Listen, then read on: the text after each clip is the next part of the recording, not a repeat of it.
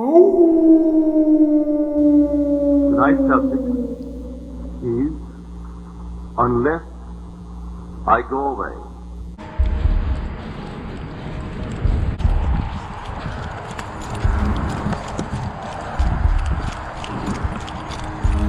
There's no way I can come in here and shoot my dogs, huh? Tonight's subject is Unless I Go Away. This is from that theme in the 16th chapter of the Gospel of John, where he makes the statement, "It is to your advantage that I go away.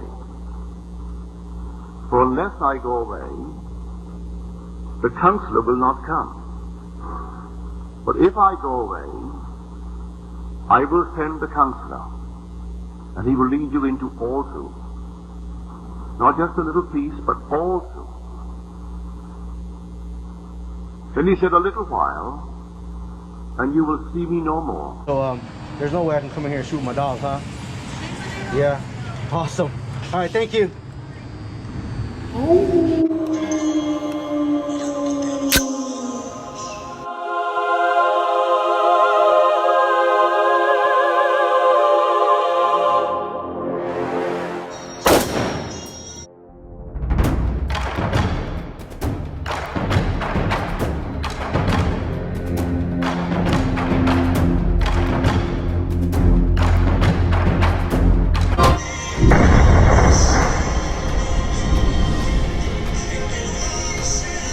Again, a little while, and you will see me.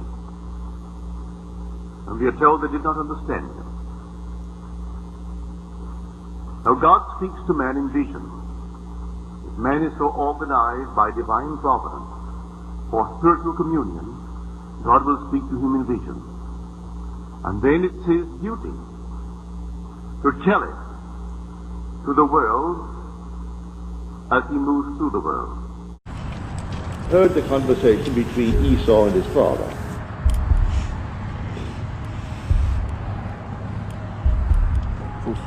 No, Esau. Good. Esau. Over here. No, sir. Good. Good. Over here. Good. Goose.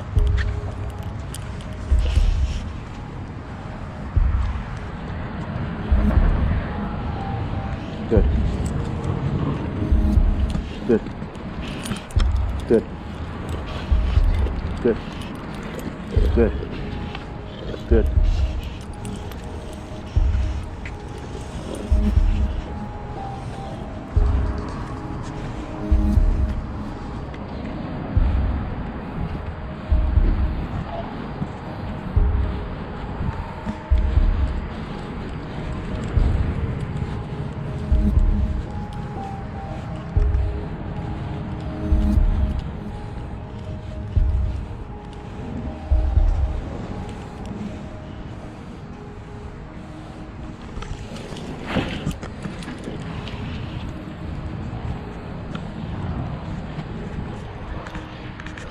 He came quickly into the presence of the Father.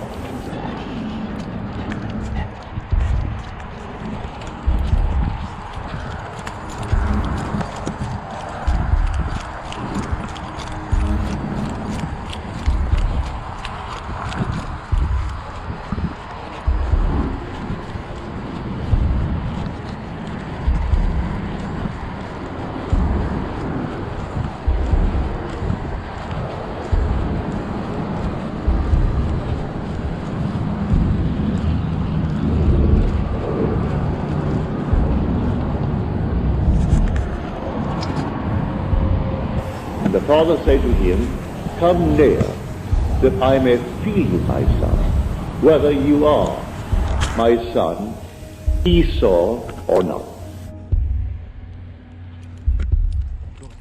For this I was born, for this I came into the world, to bear witness to the truth."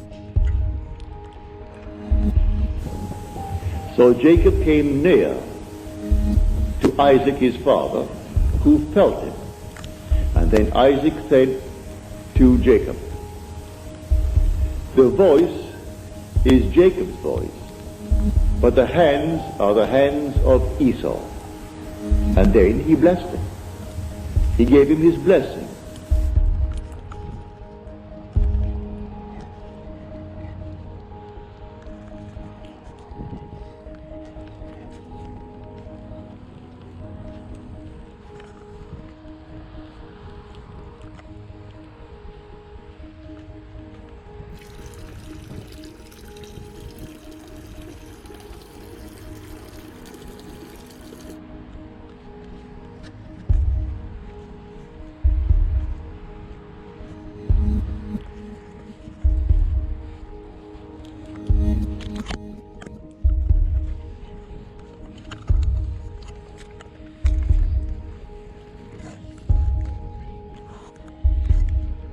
Well, many, many years ago, I was taken in spirit.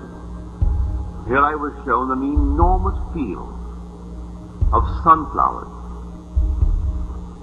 And every flower, an enormous flower, was the human face. But it was a flower, stationed in the earth. As I looked upon this enormous field of beautiful sunflowers and saw them move in rhythm, they moved in concert. If one smiled, all smiled. If one frowned, all frowned. If one moved, they all moved. Although stationary, they bent, as though bent with the wind. And I knew as I observed this motion, this wonderful concert, that I enjoyed far greater freedom than all of them put together and multiplied by any number. And yet, looking at this beauty, I did not feel at the moment I could compare to such beauty. Yet I was free, and they were not free. They moved in concert. And then I looked, and here was an enormous dump right next to the field of sunflowers. The human faces was a dump where all the garbage of the world was thrown.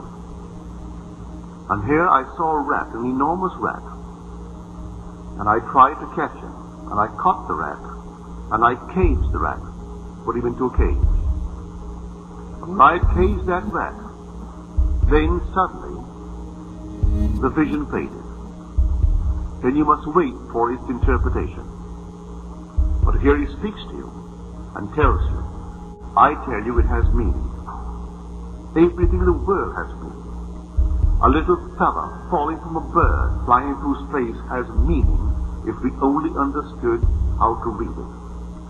But everything in the world has meaning. There's meaning. In the beginning was the Word. And that word translated from the Greek logos means meaning. In the beginning is meaning. And meaning was with God, and meaning is God. There is meaning to everything in the world, but as yet you and I can't quite understand it. Any more than I could understand that vision.